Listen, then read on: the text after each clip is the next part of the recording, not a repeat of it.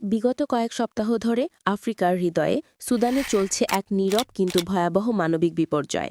মাত্র ৪৮ ঘণ্টায় শুধু আল ফাশির শহরেই ২,০০০-এরও বেশি নিরীহ সুদানিজ মুসলিমকে হত্যা করা হয়েছে। এই নির্মম হত্যাযজ্ঞ পরিচালনা করছে আরব আমিরাত সমর্থিত সশস্ত্র সংগঠন র্যাপিড সাপোর্ট ফোর্সেস বা আরএসএফ। তারা সাধারণ মানুষ, নারী ও শিশুর উপর ঝাঁপিয়ে পড়ছে অকথ্য নৃশংসতায়, জ্বালিয়ে দিচ্ছে গ্রাম, লাশ ছুঁড়ে ফেলছে রাস্তায় আর ধ্বংস করছে হাসপাতাল ও আশ্রয়কেন্দ্র। বিশ্বের অন্যতম বৃহৎ স্বর্ণখনি রয়েছে সুদানে। বিশ্ববাজারে প্রভাব বিস্তার ও সম্পদের নিয়ন্ত্রণের লড়াই এখন রূপ নিয়েছে মানবিক বিপর্যয়।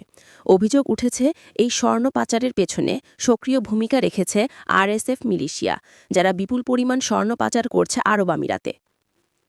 মাত্র ২ দিনেই যে হত্যাযজ্ঞ ঘটেছে তা বিশ্বের যে কোনো সংঘাতের ইতিহাসে অন্যতম ভয়ঙ্কর। গাজায় চলমান হত্যাযজ্ঞের সঙ্গেও তুলনা টানা হচ্ছে, কারণ এত অল্প সময়ে এত প্রাণহানি সাম্প্রতিক ইতিহাসে খুবই কমই দেখা গেছে।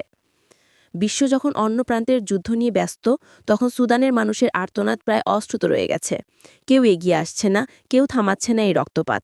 এই যেন এক নীরব গণহত্যা, যাকে আমরা চোখ বন্ধ করে ভুলে যাচ্ছি।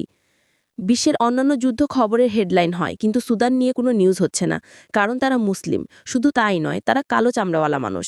এই বিশ্বের সাদা চামড়াওয়ালারা কালো চামড়াওয়ালাদেরকে এভাবেই আলাদা করে রাখে, এবং সবচেয়ে বড় বিষয় সেটা হলো এদেশের মাটি সে একটা সম্পদে ভরা। সুদানের এই ট্র্যাজেডি কেবল একটি দেশের নয়, এটি মানবতার ইতিহাসে আরেকটি কালো অধ্যায়। প্রশ্ন একটাই, স্বর্ণের লোভে আমরা কি মানবতার শেষ আলোটুকু নিভিয়ে দিচ্ছি?